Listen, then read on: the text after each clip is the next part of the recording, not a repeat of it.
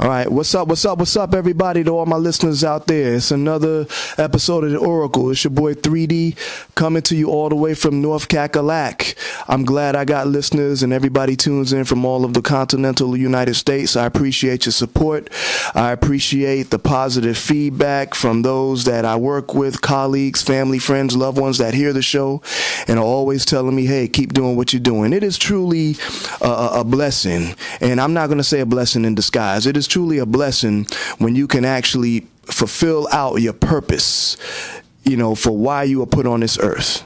And we all have various purposes and, you know, various life agendas. But when you know what your purpose is and you're walking within that purpose, it's a great feeling. You know, my purpose, you know, I've been blessed to be able to have insight into certain things based on my age and experience.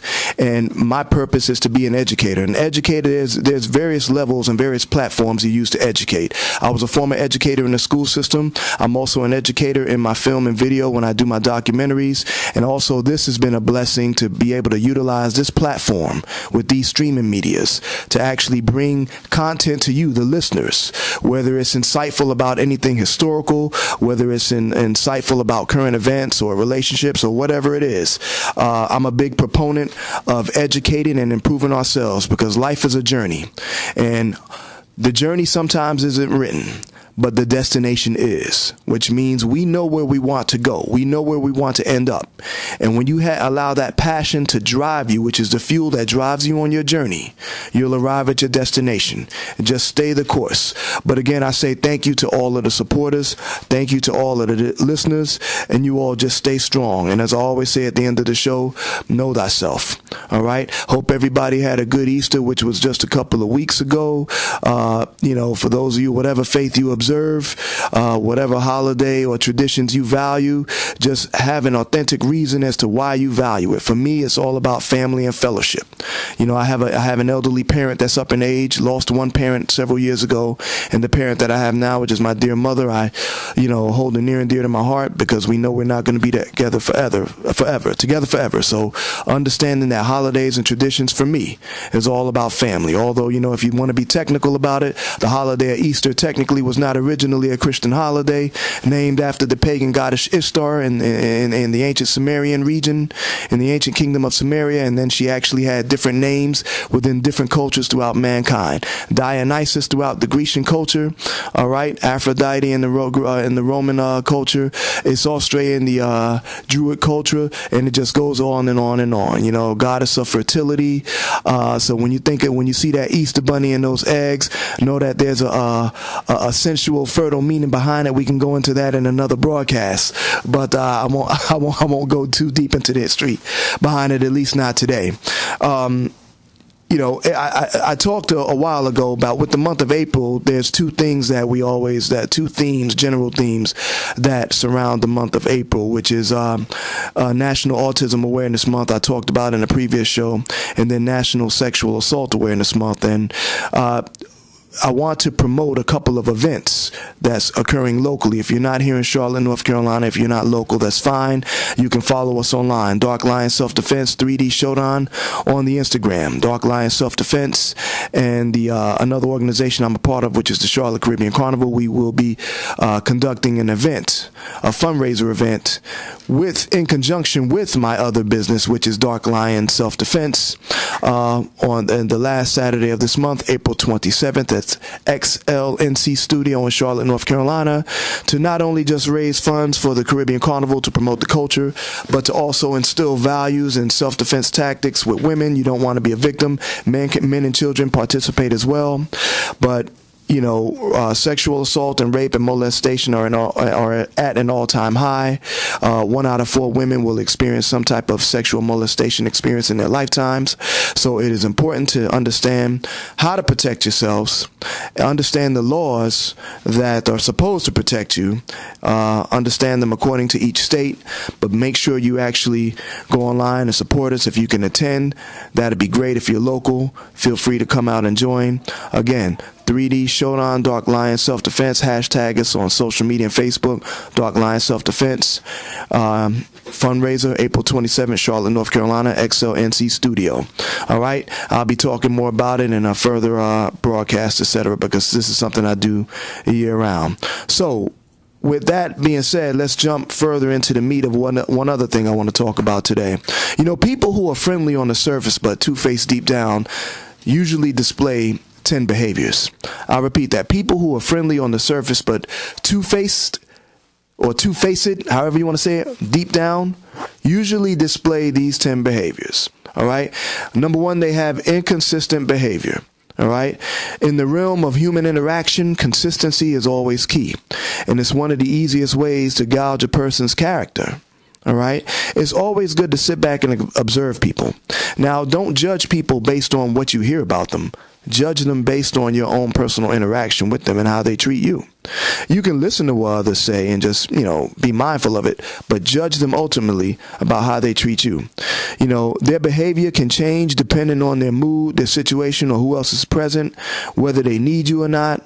This inconsistency it doesn't just apply to their demeanor either. It can also be seen in their actions. They might make promises they don't keep or say one damn thing and do another. All right?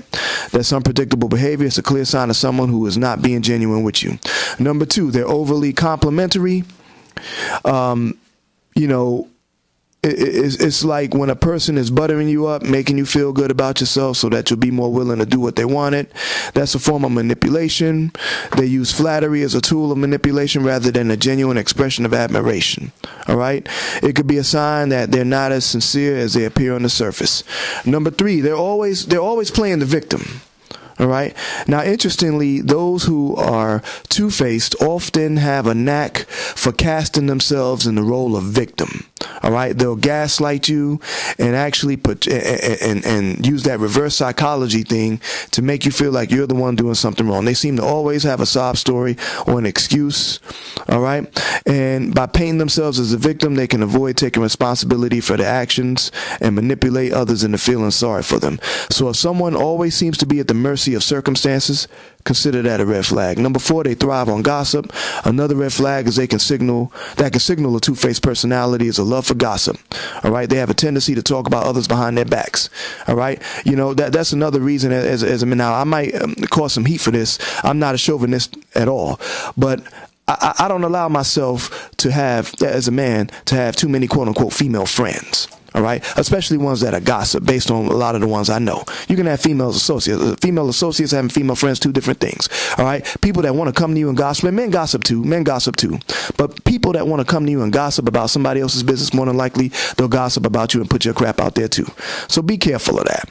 All right. So keep people at arm's length. You might want to reconsider how much you share with them. And if they're willing to gossip with you, they're probably just as willing to gossip about you. All right. Number five, they crave attention. Whether it's trying to be the life of the party, constantly posting about their life on social media, or always steering the conversation back to themselves, these individuals seem to always want to be in the spotlight. That's why people allow themselves to be validated based on how many likes they get on social media. Number six, they struggle with genuine empathy. All right. They don't give a damn about what you going through. All right. Their empathy often comes across as insincere or hollow. They may appear friendly and supportive on the surface, but beneath that, they may be indifferent and dismissive of your feelings because they just don't care. Number seven, they disappear when you need them. They're gone. They ghost when you need them. All right. They come in you all day. You can't get rid of them when they need something. They all there. But as soon as you going through something or you need them, they ain't no damn where to be found. All right. Be mindful of that. All right. So true friendship isn't just about being there for the good times, but also standing by each other during the hard times. Number eight, they are overly friendly and charming. You ever know those people that try to overcompensate for certain things, and they're always trying to, it goes back to my previous point, they're always trying to butter you up, always trying to just make you feel good, or it's like they're presenting this facade.